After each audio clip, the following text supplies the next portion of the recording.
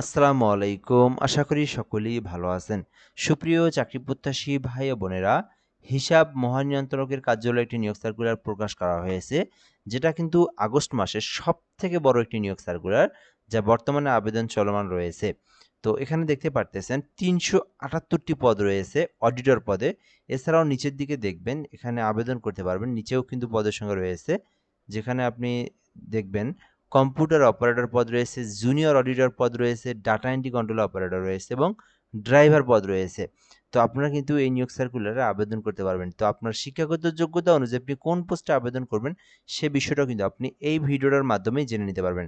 তো সম্পূর্ণ সার্কুলারটা আপনাদেরকে একদম শেষ পর্যন্ত দেখার জন্য অনুরোধ করা হচ্ছে।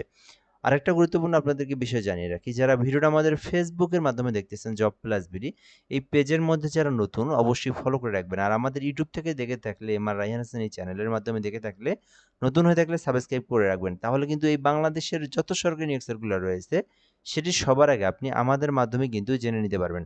এখানে প্রথম যে পদ রয়েছে, যেমন বলা হয়েছে যে হিসাব মহানিয়ন্ত্রকের কার্যালয়ের অধীনে দপ্তরসমূহে নিম্নোক্ত পদসমূহে সরাসরি নিয়োগের জন্য আবেদনের জন্য আহ্বান করা যাচ্ছে।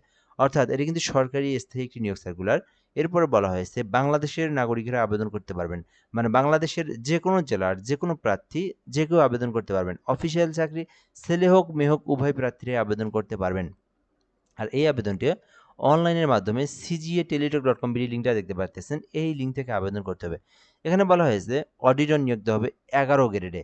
৩৭৮ টি পদ রয়েছে। বিশাল বড় কিন্তু এই পদের সংখ্যা। অডিটরে ৩৭৮ টি পদ রয়েছে। শিক্ষাগত যোগ্যতা চাওয়া হয়েছে কোনো স্বীকৃত বিশ্ববিদ্যালয় হইতে অনন্য দ্বিতীয় শ্রেণী বা সমমানের সিজিপিএতে ৪ বছর মেয়াদী অনার্স কমপ্লিট থাকলে আবেদন করতে পারবেন। আর ডিগ্রি যারা করছেন তাদেরকে মাস্টার্স থাকতে হবে। আমি আপনাদেরকে বিষয়টা ভালো করে বুঝাই দেই, যেহেতু আবেদন করবেন, যদি আপনার শিক্ষাগত যোগ্যতার সঙ্গে মিল না থাকে তাহলে কিন্তু আপনাকে ক্যান্সেল করে দেওয়া হবে। ভালো করে বুঝবেন। এখানে বলা হয়েছে ৪ বছর মেয়াদী স্নাতক, মানে ৪ বছর মেয়াদী যারা এক কথায় যারা অনার্স পাস করেছেন তাদের জন্য শুধুমাত্র অনার্স পাস করে আবেদন করা যাবে। আর যারা অনার্স করেননি, আপনারা যারা ডিগ্রি করেছেন, ৩ বছরের ডিগ্রি যারা করেছেন তাদেরকে কিন্তু মাস্টার্স থাকতে হবে। স্নাতক বলতে মাস্টার্স বোঝানো হয়েছে, মাস্টার্স ডিগ্রি। আমি আবারও বলি, অডিটর হচ্ছে পদের নাম। এটা হচ্ছে 11 গ্রেড, বেতন 12,000 থেকে 30,000 টাকা বেতন। ৩৭৮টি পদ, বিশাল বড় পদের সংখ্যা। আবেদন করতে অনার্স পাস থাকতে হবে। যদি আপনি অনার্স না করে ডিগ্রি করেন তাহলে আপনাকে মাস্টার্স থাকতে হবে। আশা করি বুঝতে পেরেছেন। এখানে আবেদন করতে 18 থেকে 32 বছর পর্যন্ত সময় রয়েছে। আবেদনটি 27 তারিখ পর্যন্ত করতে পারবেন। CGA-teletalk.com বিডি লিঙ্ক থেকে আবেদন করতে হবে। পরবর্তী পেজে আমরা চলে যাব। পরবর্তী পেজের এখান থেকে আপনার বিস্তারিত পদের সংখ্যাগুলো দেখব। সকল কিছু সেম।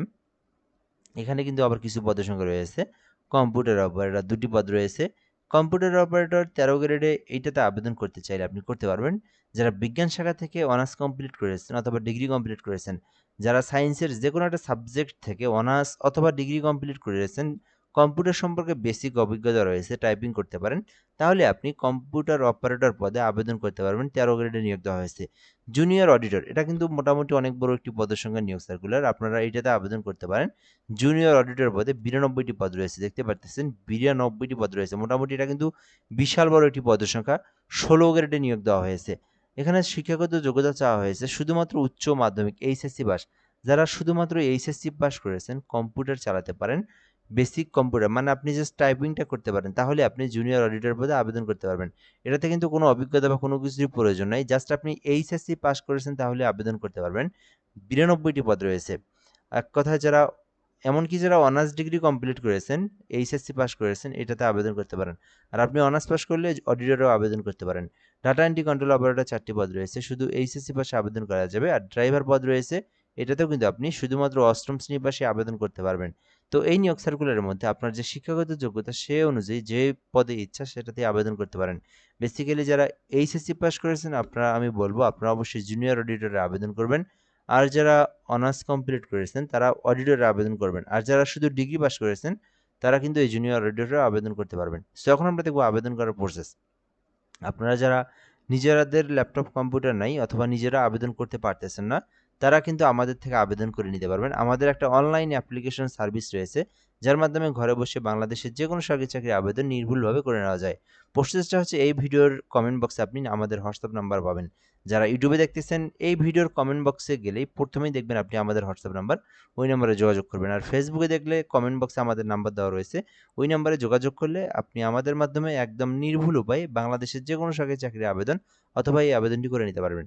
এখানে বলা হয়েছে আবেদনের জন্য cga@teletalk.com বিডি লিঙ্কে প্রবেশ করলে আবেদন করা যাবে। বর্তমানে আবেদনটা চলমান রয়েছে।